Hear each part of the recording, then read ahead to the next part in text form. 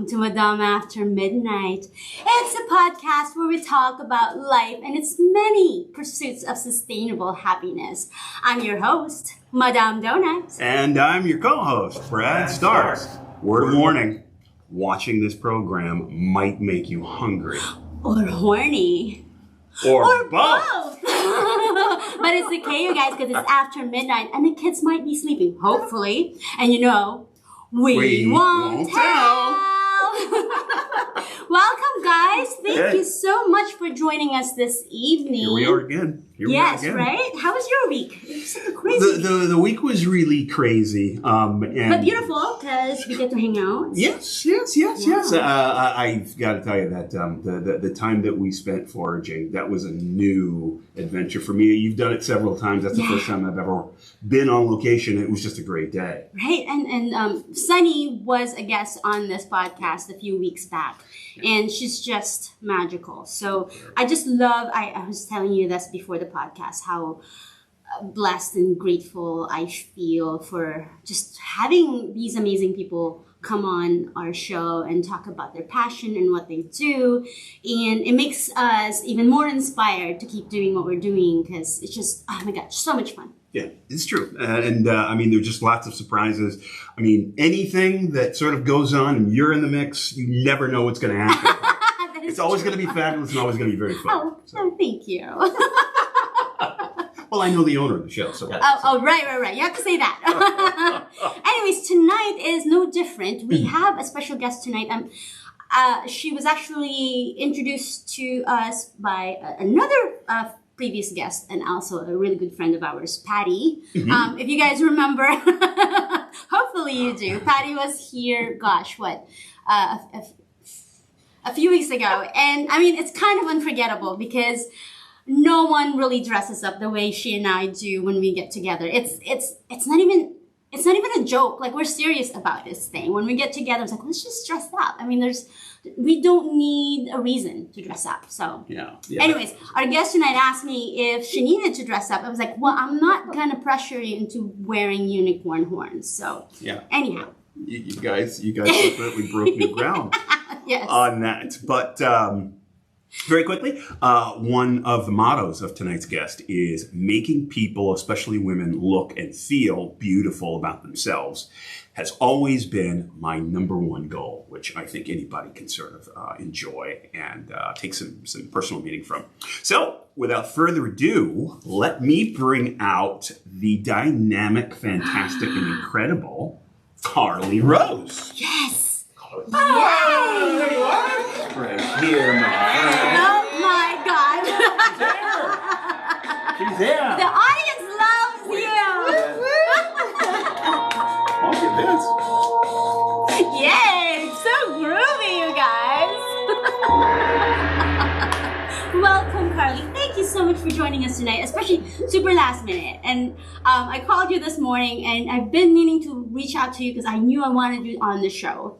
Because our mutual friend, Patty, talked so highly about you. And then, of course, I started reading about you. And I was like, of course, Patty knows me. She's like, I know you're going to love her. And I was reading about you. I'm so impressed. So, thank you. Thank you. And I love that you're all about impromptu, like, you know, you're all like, you know what? I'll do it. Let's do it. Like, why not? Yeah, absolutely. As long as you didn't have to wear a unicorn horn, I think I thought you were game. And you know what? I would have. If you said I had to, I would have been like, okay, let's do this. Well, I needed Brad to agree to it as well because I wasn't going to let us just have all the fun. And so it was like such short notice. I didn't know if he had time to get his own unicorn horn. So I was like, I didn't want him to feel left out just in case. So next time though, next time. You also got the purple wigs over there. Yeah, I do have some wigs here that you can have worn. So anyhow, so to be Organics, this is your company. And I was reading about it. It was called something else before. And I actually know of it or have heard of it before. So you just recently rebranded. So just tell us, I just want to go straight into the business because I think it's really amazing. We were kind of talking briefly about what you do and how beauty, well, I said this, the kind of beauty that you're promoting out there really isn't just skin deep. So talk about To Be Organics. Yes. So To Be Organics, we started out as Bella Vita, which means beautiful life in Italian. And so the whole concept of the brand came about from my background in the salon spa industry and working with my clients and doing hair here on Maui for the past almost 2 decades, and being one-on-one intimately with my clients for 2 hours at a time, sometimes twice a month, once a month, and really getting to know them more than just, oh, I'm coloring your hair today, right? And really hearing about their life stories, their struggles, having women in my chair who are aging and having a battle with that, women who maybe have not always felt comfortable in their own skin, and really trying to give them an identity that that they vibrate with and that they can embrace and love who they are. And so it just seemed to grow from that. And then wanting to have a skincare line and a hair care line, a beauty line in general, that also reflected not only making women feel good, but then making you feel good about what you're using too. Right. And that's always been a huge battle for me in the salon industry, is finding professional products that, one, did what they said they were going to do, and two, had good ingredients in it. Yeah. And that has always been a struggle for me, is matching up all of those things. So Bella Vita was born. And then, this was this 2 years ago then? This was in 2017. So we've been 5 years. Yeah. When it became To Be. 2 years ago is when it became To Be. Yes. And, being a new business owner, small business owner, you learn a lot, right? I learned by trial and error, right? Yes. I dive in with both feet and then, figure things out as I go. So one of the things I did not do was trademark Bella Vita Apothecary when I first established the business. So I found out during COVID that somebody else had already trademarked the name.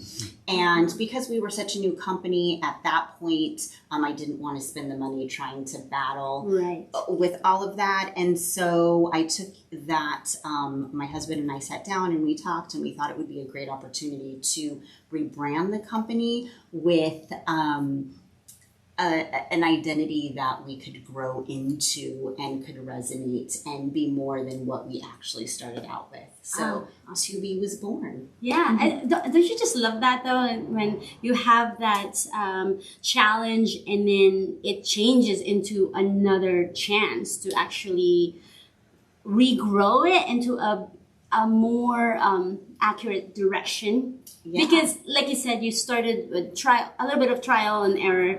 And a lot of us creatives, we tend to start a business thinking, oh, I'm going to master my skill and I'm going to go from there. And you've heard this before, like, oh, you're too focused on the brand. And a lot of times we can't help it. And we think that that's what's going to create our brand or push our brand forward. But there's a lot more to that. So I wanted to mention that because just looking at your website, I mean, everything that you're putting out there, it's so refined. I mean, it kind of gave me a little bit of goosebumps, chicken skin here, because it's so well thought out. Thank you. That means a lot because I do it myself. Oh my God, I was going to ask you, who's this professional? I think a lot of us creatives, right, we're DIYers, Yes. It's like, I like to figure things out as I go. So it means a lot to me when I get complimented on skills that I actually don't have and are not my forte. Yeah, So, well, that's the thing. You're just a natural at it. But I think part of it probably because you're in a beauty brand, you have a good eye, right? And also because it is your personal brand, you can be as authentic as can be, right? Yes, and I think that's absolutely. Because coming from my own experience as well, like I don't know anything about branding necessarily either, but people always say, oh my God, I love what you're doing. I was like, I don't know what I'm doing, but what I know is me. Yes. Right. So that's basically what you're putting out there. And I, going back to what you were saying earlier, that you would spend 2 hours at a time with your guests, and you get to know them. There's like the psychology aspect of what it is that you do that you've brought into your brand.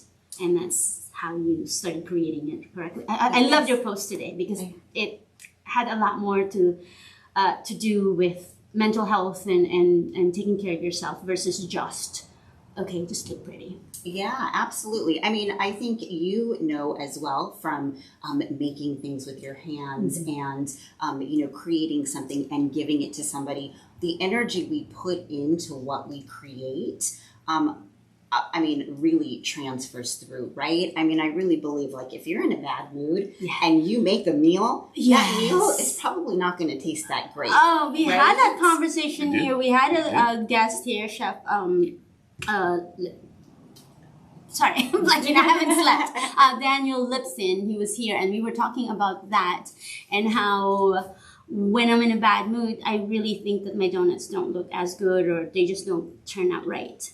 And it kind of, I don't know if you've ever seen the movie, and I mentioned this in that show, like Water for Chocolate. Yes.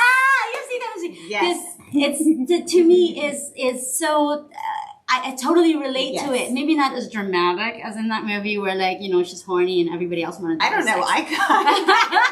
But I want to believe that it's true because that's how I feel when I feel sad. The food just looks sad, I think. And I can say it's psychological, but that's, when you're a creative, everything comes from within. It's not technical, like robotic. So it's really full of feelings in what you do. And in your product, I feel that it's so personal. The quality of the ingredients. I want to talk about that because that's one of the things that I was really impressed by. I always say if I can eat my skincare, then it's like I want that because sometimes people don't think about this, but skin is about this more than I do, but the skin is the biggest organ in the body, and you cannot just think that just because you're not ingesting something through your mouth that you're not ingesting something through your skin. Right. I mean, you have pores that it's going to absorb whatever product that you use. So the purity of the ingredients, I think, has to be top notch. And tell me about your product line and how you choose your ingredients.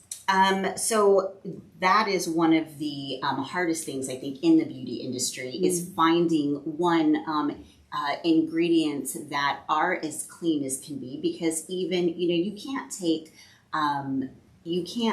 a piece of fruit and put it in a jar, right? It's going to spoil. Right. So there has to be some kind of processing involved in order to extract those enzymes to get the fragrance out of that in order to use it in cosmetics and make it shelf stable. But what kind of process does that go through? What do you end up with in the end, right? So that's always really tricky to find. But I think when you're an indie company, you have more control over everything that goes into it. So for me, we make everything 100% by hand. And that's one thing that makes us very unique. We're not sending a formula off to a manufacturer and somebody on the mainland is making it and we don't really quite know what is going in there or the machinery they're using. We're actually taking each ingredient and mixing it like we would be making a meal for you. Yes. And we're doing it right here in Wailuku and then putting it in the jar, and we print all the labels. We design everything. We do everything in-house, which really helps with our sustainability and our emissions footprint. But because we get to hand pick every ingredient, we know exactly where it's coming from. Yeah. So, I do research from start to finish on the ingredient, where it's coming from, if it's fair trade, organic, if it's EcoCert, how is it grown? and through the whole process. So before I even select a product, I do a whole slew of research, which I love. Yeah. It's one of my favorite things is, being at night, on my computer and, researching everything you can think of and then some, right? Yeah. And that's how we create our products. Well, you and your partner is your husband. Yes. And he is a chef. That's why I love that, because right away it's like I said, I would want to eat your product. Yes. And I do have to share a funny story. Okay. So we came out with a limited chocolate scrub made with a USDA certified organic chocolate oil. That's for food. Yeah. And it smelled so heavenly. But in this sugar scrub, we also added our handcrafted soap. So it was a soap-based sugar scrub. Oh, whoops. But with the sugar and the chocolate sauce, it smelled so good. You want to eat it! My husband actually, Michael, he tasted it. That's brilliant. He was really hoping he had to, that it was going to taste sugary sweet, but it tasted like soap. So, well, it's so funny because we were foraging with Sunny the other day, and one of the wild plants that we were collecting had saponins, which is basically kind of soapy. So that's why I was like, because I want to eat everything, because it's just me. I mean, I'm sure you relate to this, or your husband does. It's like, it smells like food, I want to eat it. What does it taste like? Right. So that's what you said. There were certain wild foods that we can eat, but it had saponin that it needed to be cooked off so that your stomach can quite better digest it, I guess. But it was so funny because I was like, well, I'm sure it's going to taste good. But she's like, okay, well, don't eat too much of that. And actually, you can taste a little bit of that. So it's so interesting. Now, you have a small staff, right? So did you start this with your husband from the get-go, or? No, I actually started this while I had my salon. And so I just started with a few products here and there and would put them for sale. And of course, my clients are my biggest supporters, and so grateful to all of my clients for supporting me with hairdressing, and then switching over, and now they're my best customers. Yeah. But I would put things for sale in the salon, and the next thing I knew, I went from 4 products to 80 products and about 30 wholesale accounts within 6 months. And it went from just a few items in my kitchen to literally taking over my entire house. My husband would come home from work and he would be like stepping over delivery boxes in the living room. And so we ended up converting our garage into a bigger studio and moved down there, which provided enough space for a very short amount of time. And then we relocated and just opened our first brick and mortar here in Wailuku. Okay, so, but it's not a salon, right? It's all No, it is all, I retired from the salon world. I still hold all my licenses. And now I look at it as I just moved into another part of the industry. Yes. So now I'm in cosmetic manufacturing is kind of how I look at it. Yeah. But you were also a massage therapist. I mean, you were like all around esthetician. I started out as a massage therapist many decades ago. And that's how I got into the salon world. And that's actually kind of how I ended up on Maui. Was I thought, I'll go do massage on the beach. And, it's a dream. Kind of live a hippie life. Exactly. And, why not? Exactly. It's the best place to do that. Right. Yeah, and here I am, right. 25 years later. And, so... Yeah, and then I went back to school and became an esthetician, and then I went back to school again to round it all off and finished off all of cosmetology. Yeah. So I have about 25 years in the salon spa industry. I think it's amazing. I love that you can bring all those skills and make a whole brand out of it. I think that's really impressive. I just can't get over the when I was looking at your website and how well done it's put out there. Like, your brand is so clean, and like I said, Patty was raving about it, And I mean, she was right. It was like really cool to just talk to you about your process. So thank you for that. Because you do everything by hand, how do you see yourself growing? Because I always wonder about that, because I do everything by hand as well, and it's hard to grow, right? Like, how do you project yourself into growing? Because do you ship things like that? We do. We ship worldwide. Oh, wow. So we ship everywhere, internationally, and we have loyal customers all over the world. Yeah. We do, the majority of our business is wholesale and direct sales, and now that we have the storefront, we're slowly building the actual brick and mortar store. We do a lot of shipping.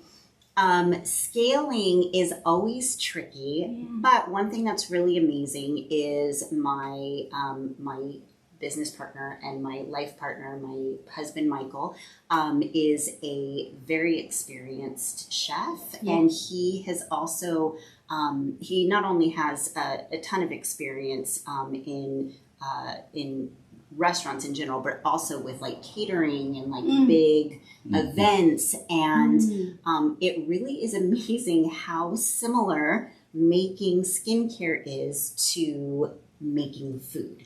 And so we have found that most of the equipment is pretty much the exact same. Yes. So he has been instrumental in scaling for me, and scaling for us, right.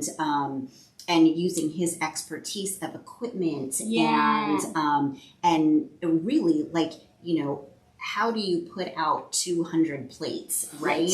How do you sauce 200 plates? Well, for him, it's like, okay, well, how do I fill 200 bottles is kind of the same thing as saucing 200 plates, right? So he can take all of his knowledge that he has and help scale the business, which has been amazing. I love how that skill is actually really transferable. It's so funny that you said that, because my very first Hobart mixer, I bought from this lady who was making body butters. So she bought like a Hobart mixer, it's a 25 quart mixer.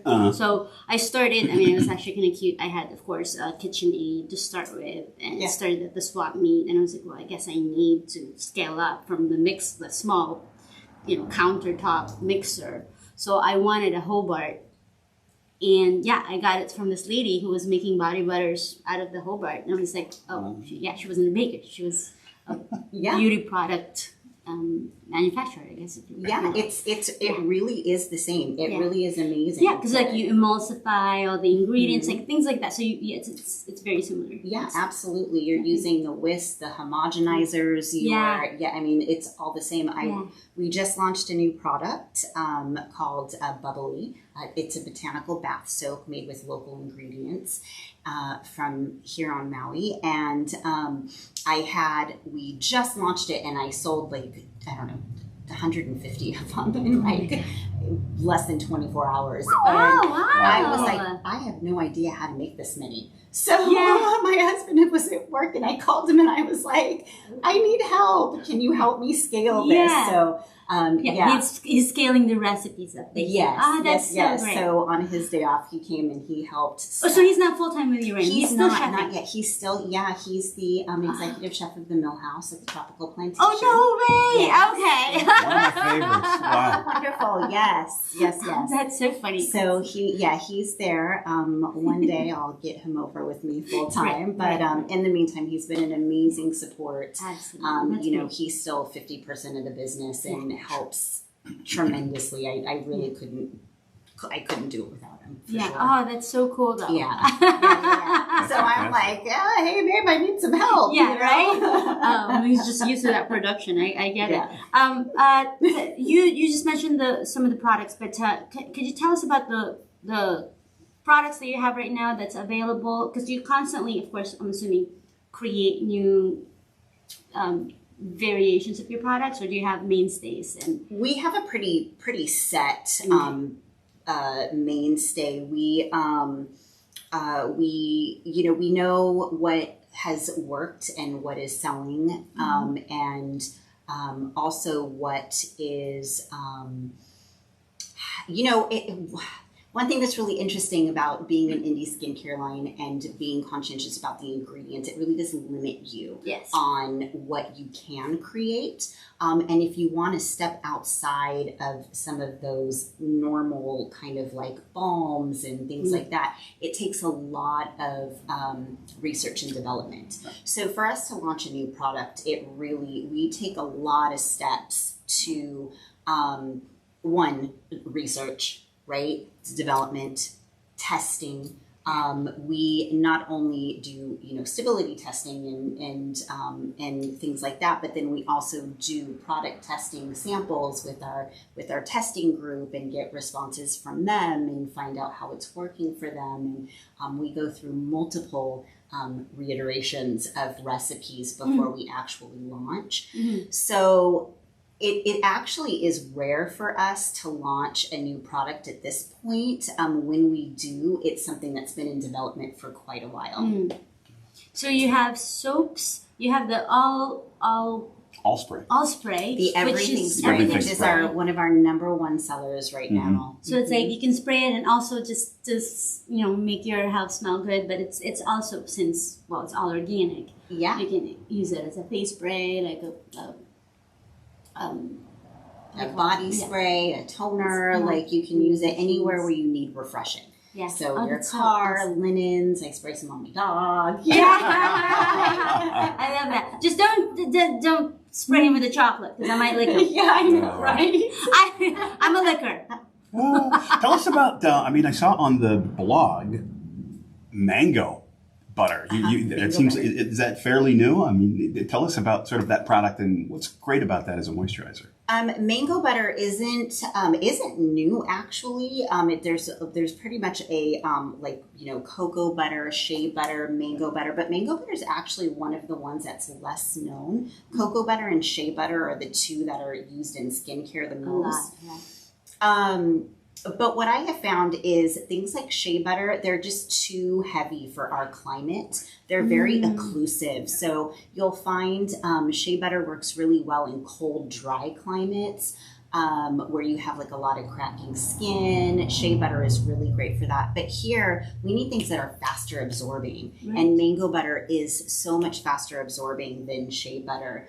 So in our climate, when you use something like that and you want that buttery texture, it isn't going to sit on top of your skin like some other products would, which, when it's humid all the time, right? You start to feel sticky and That's actually interesting. I almost find it, again, going back to food, and conversations with people like, say, Sunny, right? And one of the things that she was saying is that when you eat wild foods that are growing here, there's like a little bit of that transfer of DNA, if you will, of the food that you're eating.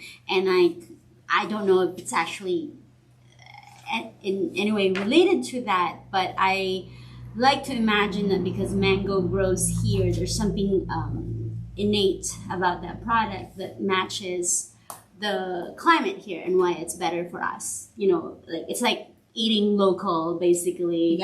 And then using skin product that's made locally. Because shea butter, I don't know where you can source them locally. Could you? But no, I believe I only know you can get it from Africa. I don't know if Yeah, so to me it's like, mango, it grows here, it must be better for your skin. And then I saw that you use pineapples as well, which pineapples, what I know of it exfoliates, got some acids on it that it does exfoliate, but it also lightens and brightens the skin. Because you make your own serum, basically, it's a vitamin C. We our facial mask. We just launched our first item in our advanced botanical line.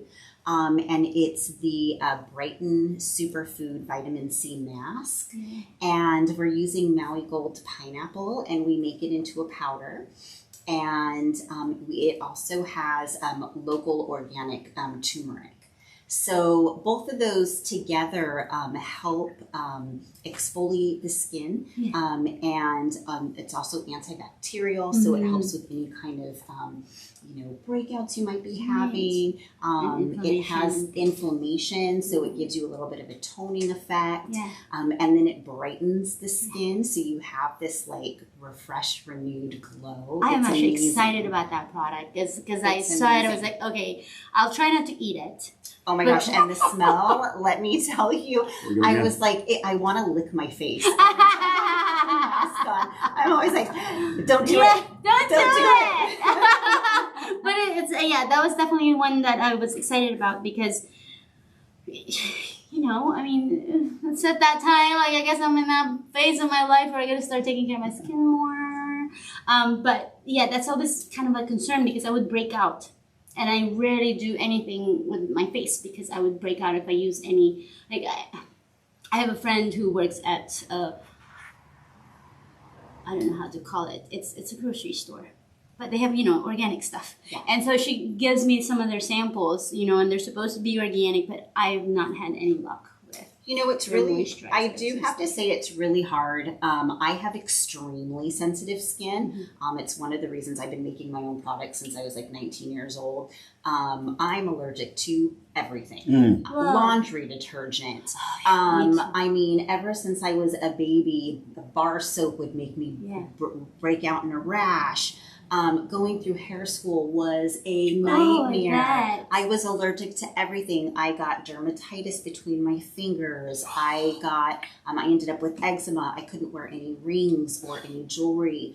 I mean, even working in a salon, one day one of the hairdressers was spraying some hairspray and I just happened to walk through and I broke out in a rash all over the side of my face. Even natural organic products make me react. And what I have found is it's two things: preservative and synthetic fragrance. Those are the two. And even though something may say it's natural and organic, it doesn't have to be 100% natural and organic, right? How much allowance do they have to be able to label themselves? In order to use organic on the label, it has to be 90%. For natural, it's 72%.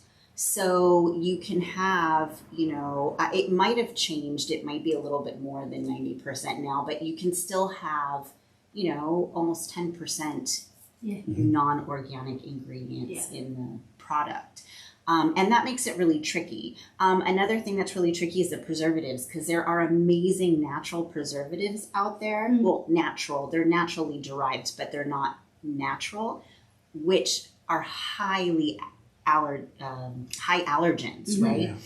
So it's like if you have a grass allergy or a pollen allergy and the ingredients are made from grass or pollen, you're going to be super allergic to that because it's going to be so concentrated, right? So it makes it really tricky when you have sensitive skin and you don't quite know what it is, because you'll still be allergic to natural products, which is really hard.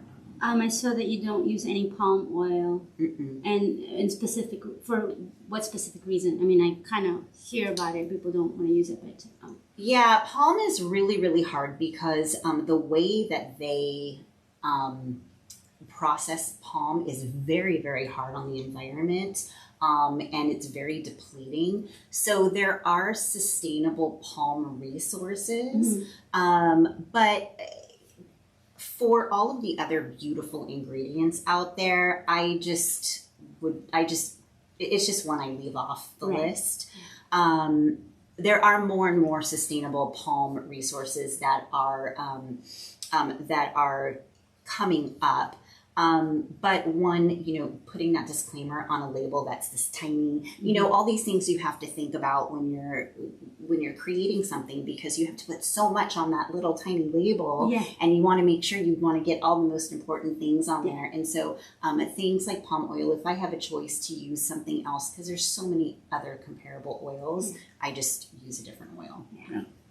On your website, and I think maybe this also kind of feeds into it, can you explain to our listeners what natural isolates is? Does it have to do with fragrance as well? Yeah, natural isolates. Yeah, right? It's because it's so scientific. I know, it's so funny. I'm such a dork about certain I love it. I love it. Ingredients, I totally dork out about. Yeah. I love it.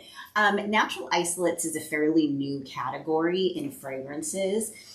And what they're doing now, so it's the way they process the plant matter, and I don't really know the exact I'm not going to try to get into the exact scientific way they extract it, because I read so many things that, your brain only retains so much. It's like I read it and then I'm like, oh yeah, that's how, and then I'm like, oh wait, what did I just read? Right? But it's I relate. yeah, it's it's a step away from essential oils, which is where they steam distill the whole plant matter, right, and take the oil. Right. Then when they take that oil, they extract just the fragrance part of it, the fragrance molecule of it. And so then they take that, and that's the isolate. Wow. So then it becomes gas then, or no? It's still a liquid molecule. And so then they take that isolate, and then they can actually, what they're doing is they're pinpointing the part of that plant matter that gives the smell, right? Because when you create an essential oil, you get everything, right? So and it's so heavy, so sometimes, a lot of times, you can be allergic to, like I've used, lavender is one that if it's so concentrated, I break out to, not break out, but it irritates it's your irritating. skin. Yeah. So. Yeah, and there's so many other chemical components, right, that you're extracting, which makes essential oils so healing and medicinal, is you're getting so many other components of that plant matter. So isolates is targeting only the molecule that gives off smell. Okay. So Like chocolate. Yes, right? Just give me chocolate isolate. Well, what makes that... oh, yes, bread. Let's isolate bread. Not easy. But what makes that so amazing is that where before an aroma like coconut, right? Coconuts don't really have a smell. So in order to get that coconut smell, you had to use a synthetic fragrance, right? And a synthetic fragrance has, there's over 5,000 chemical components that perfumers can use to make a fragrance. And of those, only I don't even know what the number is now, but only maybe under 1,000 have been tested for all of the icky stuff, right? The mutagens, I think it's icky, fake smell. I was just, who was I talking to? And really quite recent. I'm going to say a day or two, or maybe Chef Kyle, because when I started the donut business, we bought the trailer that, it was a trailer, and then I made it into a donut mobile. It's more superhero. And it came with everything. So it's basically turnkey. And they were selling many donuts, and they were using Krusty's Bisquick thing, whatever, to make their mini donuts, which, they were actually kind enough to show us how to do it so that you make enough money. But I was like, I'm not doing this for the last cent. I want to create something really good quality, right? But anyhow, their trailer when it came with these fake sugars, and I swear, I only accepted them because they came in the Cambro containers. So I was really more interested in the containers because it's so expensive to get Cambro containers. But it took me a while to get that smell off, because I would never use these sugars. They were colored pink strawberry flavors, banana flavors. Coconut flavor was one of the worst ones to get off the container. I had to bleach that thing and just to get the fake smell. And so I love this whole isolate idea, and that naturally can be derived from plant matter, right? Yeah. So it is 100% natural. It's derived 100% from plants. It is a new category, so it is limited. But I feel like once one company starts to do this, It starts to become a trend. There's such a huge trend right now for natural, right? People want to know what's in their candles, what's in their products. They want transparency. So I feel like the more the consumer is demanding this, the more amazing things are going to be available to us. I love that the consumers are starting to ask for this. This is a slightly different subject, but similar to what I was talking to Patty about when she was here, because we know Patty is absolutely gorgeous. Yes. But we were talking about how she's not the 6-foot skinny model. And I was telling her how, I mean, she's gorgeous, but she's still a real person that's more relatable for most of us. And that's what she said too, that more and more consumers, in the old days, they wanted somebody to, like, I guess, look up to, like, oh, I want to be a model like that. The fantasy. Fantasy. But now people want real and relatable, and so more consumers are looking for real people models, and I think it's great because it's the same thing. Like, I think. And that transfers to everything. People just want real now, you know. They want honest, they want truthful. I mean, everything. With politics too. But anyhow, we're not going to go there right now. But I don't know why I went there, and I hate going there. But yeah, I think, you know, I always talk about empowering people, and I hope that more consumers are empowered to demand that out of the companies that they support, because they have the voice. You know, we have the voice really to make a change. I always talk about, well, I said this about 8 years ago, that I wanted to change the world, and I still do. That's one of the reasons why I loved your post today, which actually I want you to talk about it and why you even said that, because a lot of times, you know, we know about the saying, beauty is skin deep. And I love that your brand really isn't about that. And then when you posted that today, it attested even further what you stand for, and how change can start from within, and that skincare and taking care of yourself. Again, back to what you were saying, that you would spend 2 hours at a time with your clientele. So you kind of got to understand people's needs, and I guess, I forget the word, but this is me not sleeping. Like I said, I can't remember any vocabulary. But that's me every day. Yeah. But basically, like, it's really, when they come to you, it's not just because they want just beautiful hair. Like, for example, for me, I've been coloring my hair forever. For me, it's really mental. Like, if I'm having a bad day, like the last time I got my hair colored, I had a really hard week. But immediately it just made me happy, right? And it had nothing to do with how people would perceive the way I look, but how I perceived how it made me feel. Yeah. And how it's really beyond skin deep, like beauty. Oh, you're taking care of yourself. Absolutely. I mean, I can't tell you how many women, you know, tell me, how can you wear makeup? You don't need to wear makeup. And I always tell them, my response is it's not because I need to, it's because it makes me feel amazing. Yes. You know? I agree. You have to do what makes you feel your best. Yes. And, you know, for me, my meditation in the morning, when I get out of the shower, I have my coffee, I take that, you know, even if it's 5 minutes, you know, I never leave the house without mascara and lipstick. You know, it's like I put on my mascara, I put on my lipstick. It's like it totally changes my disposition. Yeah, completely. Absolutely. If I don't take that 5 minutes to, you know, I look at it as adorn myself, right? Cultures have been adorning themselves since the beginning of time, right?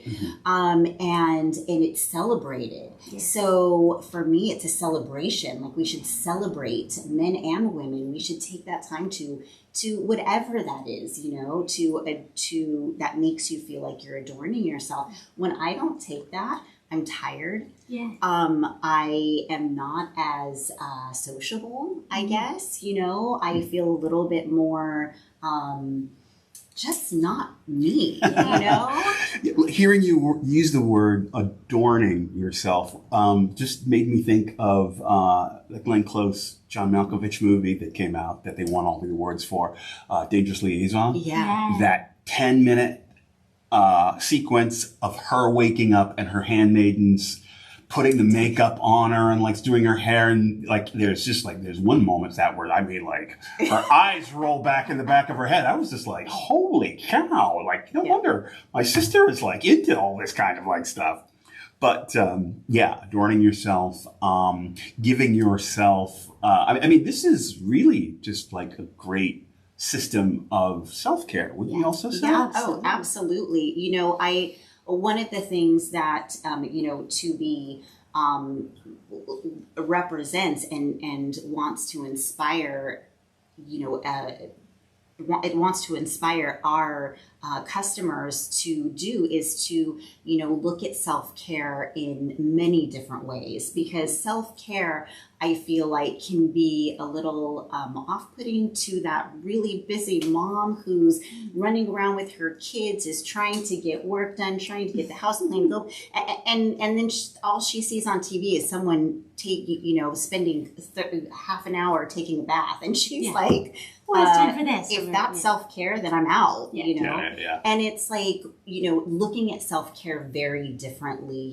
Self-care isn't just about taking a 30-minute bath with no one bothering you, which of course I'm sure.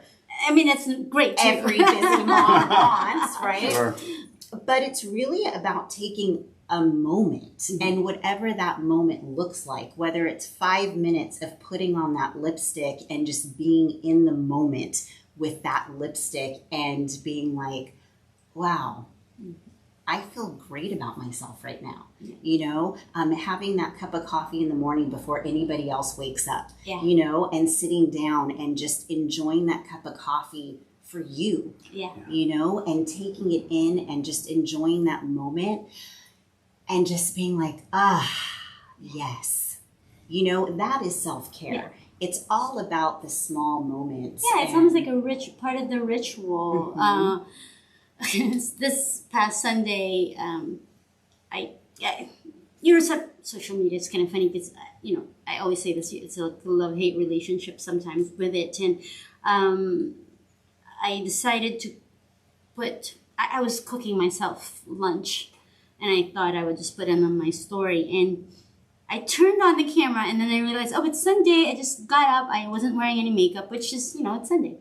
But I was like, shook my hair, because it was up, and then I kind of and it was funny. I was going to edit it out, like just not include me. And then I thought, but that's real. I wanted to feel cute, right? And my caption was something about, just because it's no makeup Sunday doesn't mean I have to put my hair up like I gave up on life. And a couple of people commented on what I wrote, because I kind of meant it.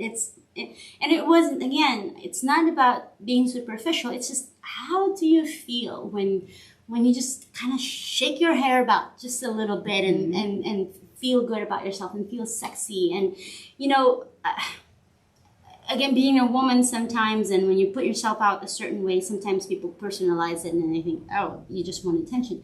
But no, you're wearing that lipstick, you're putting on, it's for you. And I think that's something that most women should learn to embrace, or men too, learn to embrace. Yeah, men, absolutely. Self-care for men is on the upswing for a huge trend right now. Yeah. And it's growing. Men getting facials, pedicures, taking care of themselves, but even more so, again, men finding those moments for themselves too, right? Yeah. I mean, back in the day, I grew up as a high school athlete and stuff like that, playing football and all this other thing. I was living in the Midwest. So growing up with my mom and my sister, and they're giving themselves facials and exfoliating masks and all this kind of like stuff. And I knew it was good for you, but I was just like, geez, is there anything kind of like for guys? And I think like for Christmas, I got like the 3 sort of like items for Clinique. That, were great help, and I used them, and then, I don't know, guys are just like, I'll just use it until it's gone. that I'll just dip into like whatever mom has, you know. But what items do you have? I mean, because there's a lot of people who spend hours, guys and girls, in the water doing water sports and stuff. Is there sort of like an overall regime that you could sort of like talk about that's beneficial? I mean, that goes from like soap, exfoliation, mask, moisturizer. Oh goodness. Well, yes. I mean, our whole line, I feel like is made for that. You know, one of our number one selling soaps is our Hawaiian coconut salt bar. Mm-hmm. It's made with freshly dried coconut and Hawaiian sea salt. It's our number one seller with men. Here we go. Most people, I would have to say, not most, everyone who uses it, it becomes their favorite soap bar. Most people don't know what it is because most people haven't used an exfoliating soap bar. They've used sugar scrubs, they've used salt scrubs, but they haven't used an exfoliating soap bar, which is actually a bar of soap that you can, exfoliate your skin with, and it works. It lathers up really nice. So that is one of our best-selling products. Once you try it, you will never use another regular bar of soap. Yeah. Love it. I love that. You know, it's great. We recommend that bar of soap for all of our beachgoers because one of the trickiest things, and I love the beach. My husband's a surfer, and we all know how hard it is to get that sunblock off. Yeah. I can lather myself silly and I still have sunblock on. I can feel it. So the salt bar takes that right off, which is wonderful. So salt, you think is better than the sugar scrubs for exfoliating? Totally different approaches. Sugar is very fine, so you're going to get more of a polish. It's not going to exfoliate as much. If you think of it as, and I hate using this comparison of sandpaper on skin, but if you think of it as like sandpaper and wood, right? You start with the coarser to get the smoothness, right? And then you finish it off with the finer sandpaper to polish it. And polish it down. So it's kind of the same thing with our skin. I feel sexy just like thinking you got about her shoulder it. moving. That's good. That's just like. I do. It's just like, oh, okay, I want to do that. Like, because it's true. Like again, the self-care thing. I think it's an important aspect of living like just bettering the quality of your life with just a small touch of it. Almost feels like luxury, but it is, again, we were talking about beauty and how and spa you've worked in spas where for the longest time that's seen as just luxury, but really self-care is not luxury.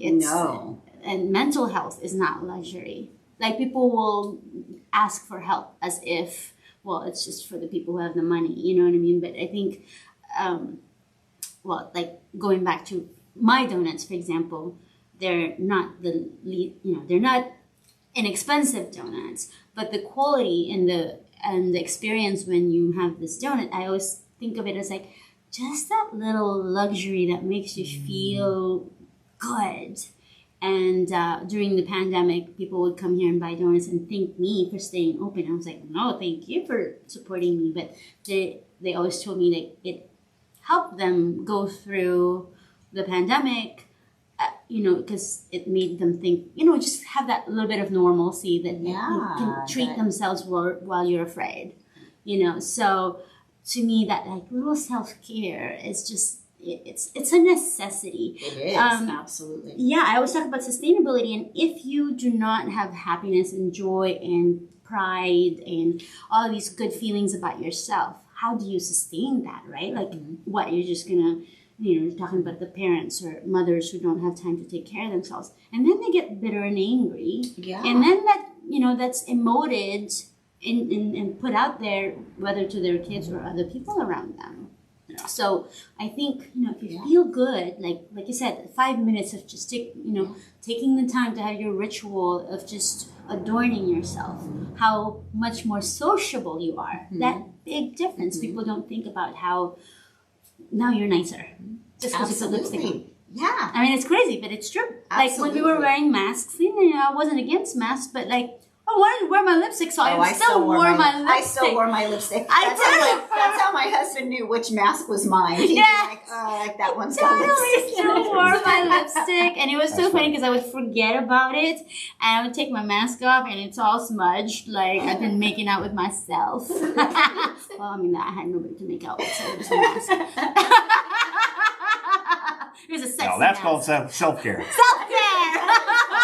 Making out with myself under the mask.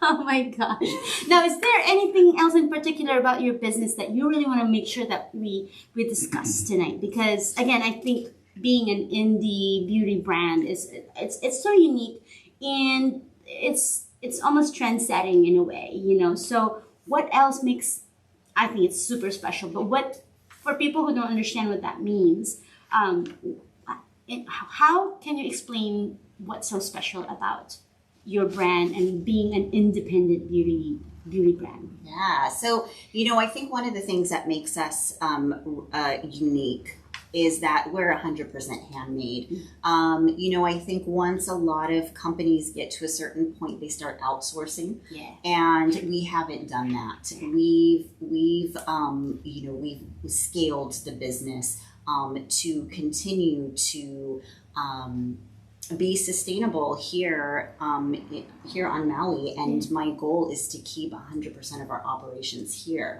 And I love being able to do everything in-house, from designing to printing the labels to, you know, putting everything in jars, making everything. I mean, it really is, you know, when you believe in the mana, when you believe in that energy, we literally touch every part of the process and infuse 100% of aloha into everything.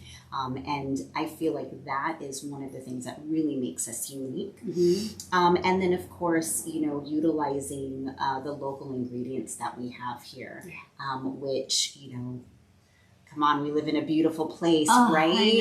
With amazing produce and fruits and vegetables, and, you know, trying to come up with ways to be able to utilize all of those beautiful ingredients. Right? Because Patty, I love you. Because when of course Patty knows me and what I stand for and what I'm trying to put up there, my message, and right away she mentioned, I think you're the first person she mentioned, like, you gotta meet Carly, and like what she's doing is totally in line with what you're saying. So everything that you just said, I pretty much, I mean, you can reiterate that that's something that I do and stand for, and I want to put out there with my work. And even now that I started this podcast, it's very important to me. That's the main message of this is that we have to support local, we have to support sustainability. We're in this island where we're so far away from everywhere else that it's so important that we really value what's here and expand upon like what we got going, instead of, you know, like you're saying, people grow and then they start outsourcing and then sending. And you know, no judgment to that, because we have to grow in the way that's best for us. But I really love it when people can keep that integrity and really respect the land.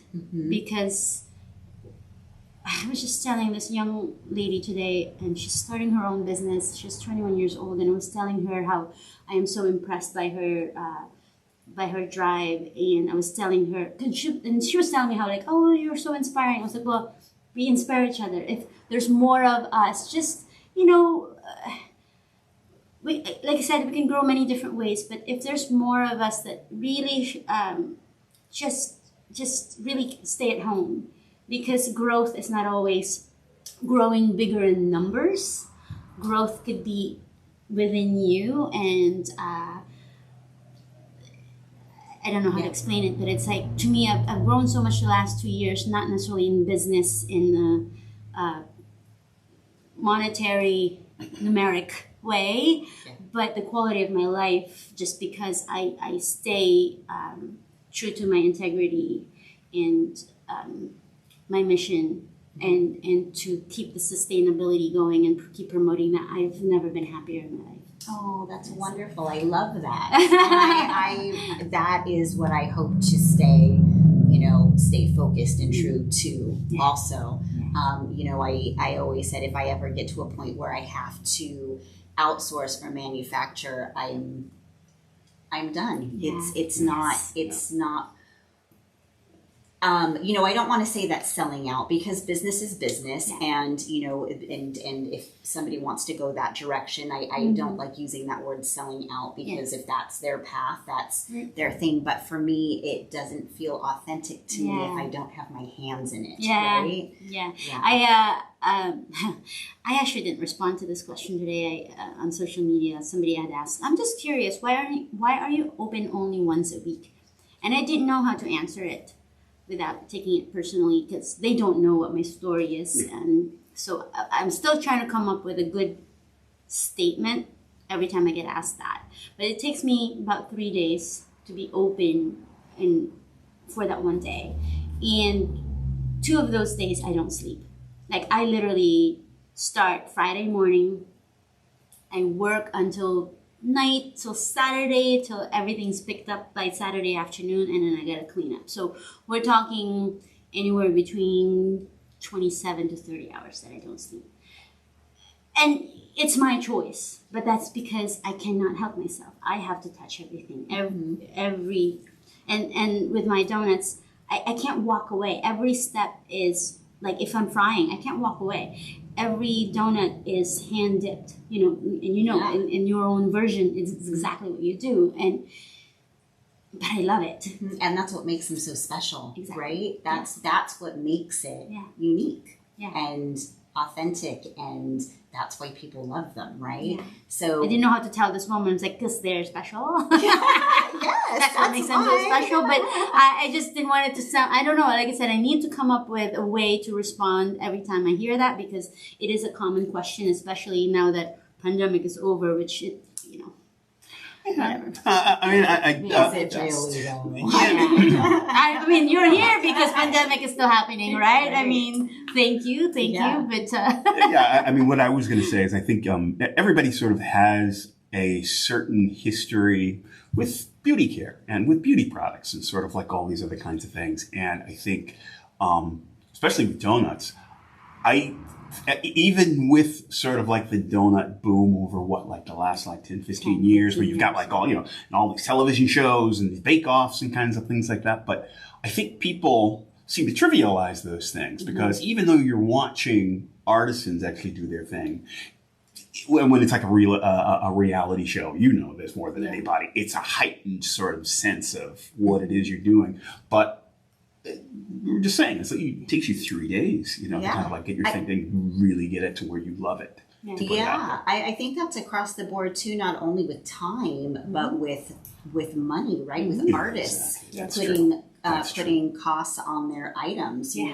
How many times do artists and crafters underprice themselves because the customer is like, well, why is it so expensive? And they're like, well, it took me 2 weeks to make this, right? Nobody sees what really goes on behind the scenes, right? And it's always so much more too than, especially being a small business owner, like it's more too than just making what you make. It's everything else that goes into it, right? From the time you wake up to the time if you sleep, every aspect of the business stuff too. And it's not even just the physical, like active making of it. Like you said, you've been in the industry for 20 something years. You didn't just come up with this like 2 years ago or 7 years ago. It takes a lot, and especially for a lot of creatives, we are so focused on the product that we want to work so hard in mastering it before it's even before we even think that it's a business, right? It's different. It's not like, my KPI is this and that, which I'm learning all these language because I'm like, apparently like I need to know that for that business. So I'm like, I never really cared, but I guess I have to know it. I understand, but my brain still doesn't go there. It's still about the product. At the end of the day, I'm a businesswoman by accident. Yeah. I'm a creator first. Like, my mind works totally different. And apparently I have to have a business to keep doing what I want, how I want. Yes. Because like you said yourself, it was very difficult to work at spas or all these resorts because their product is not up to par to what you think actually, uses the right product to do what they're saying that they do. The whole organic, all natural products is not, it's really hardly existent. So Yeah. I mean, it's amazing. I feel like because we have such a demanding information world now, and the consumers want transparency, there are more and more companies now that are, I mean, the indie beauty brand is like one of the number one new startup businesses. Yeah. I think more and more people are wanting that. So, so there's more out there now, right? And there's more information and there's more available. So that's exciting too. Yes, I love it. That's great. That's great. I mean, we were talking about how beautiful sort of like the design and the presentation of the brand itself is. Do you see yourself moving into any other areas of lifestyle type stuff outside of skincare and all these other kinds of things? Oh my goodness. I had to start an idea book. And this, I grab my idea book and my husband takes it away from me. Well, because now you're moving into home. I mean, obviously the everything spray. That's kind of we have the home. We have candles and reed diffusers and sachets for the home. We have our skincare line. We have our advanced botanical line that we're coming out with. We have a few other little items that we don't sell. Yeah, we do have stickers. Yeah, we have stickers, which is a whole nother to be crafty. Yeah. Because I'm a DIYer. Right. I like to make lots of stuff, and so and I've ever since I was a kid, I've had an obsession with stationery. So I just would go into like stationery stores and be all the pretty paper and all the So eventually we'll have a little section in our store with all handcrafted journals and things like that. That'll be our to be crafty. Yeah, section. I love that. I totally see that because your style is just like I said. It was impressive just to look through it. It's and the fact that you do it because that was one of my questions. Like, who? Because everyone's a professional now, and they're like, I can handle your social media and this and that. And I'm like, your brand. I was like, my brand is me. I don't know how you can express that better than I can. I mean, obviously there's like technical, somebody else could do the printing for me and all that stuff, but for you to like do your own design and put it out there the way you have, it's impressive. Like you're like a professional graphic artist, if you will. So it's so funny because I always think like I can design for myself because I know me and I know like for me when anyone asks, I'm like, this is me in a jar. Like literally. Yeah. So it's easy for me. But if I had to do it for a living and I had to create it's like, no, I can, people would always say, you're a great salesperson. Yeah, I hear that too. And it's like, well, no, I can sell my stuff because it's my stuff. I believe in it. It's me. I'm selling me. Here I am. 100%. I don't think I could sell anything else. Yeah, I'm saying like, no way, I cannot sell a car. I totally agree. It's especially if I didn't believe in the car. Yeah. I have to raise hell at the company and like they'd be kicking me out the door. As I was saying, I want to start a production company, but not to produce other people's films or stories. It's more so I can produce my own because again, it's like my voice. How do I tell this story? And I think it's again, like you want your hands on everything that you do, and that's what's going on. That's why I haven't slept. It's like this is me, like, oh my god, this is so exciting. Like I hear this voice in my head. This is how I want to tell the story, and I don't want to sleep because I might come up with a different story tomorrow, and then I'll start over again. So let's me finish this. Like that's one night of sleep, but not another 2 nights. And, I'm coming up this weekend is Friday is National Donut Day, which is bigger than my birthday. So that already means I'm going to be open 2 days, Friday and Saturday, which means we're talking at least, a couple of days of no sleep. So that's why today I was like, no, like, gotta sleep, finish this. I know myself. I wouldn't rest. Yes. I wouldn't feel rested. Then my weekend's gonna be ruined. So I'm gonna sleep tonight. And in fact, I do want to say we're almost power tonight. And normally I come back after midnight from a karaoke. It was so much fun when Patty was here. We did karaoke and we were banging through the.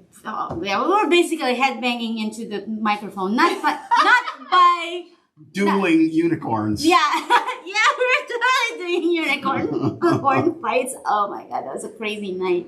Oh my god. To have two people party that hard in a donut shop was kind of magical, I must say. That's amazing. We didn't need to go to a club. We definitely created our own. That was so much fun. Oh my god. Anyhow, any last few information that you can share with us? Anything that we didn't get to discuss before we end the podcast? I don't want to, because you're so much fun to talk to.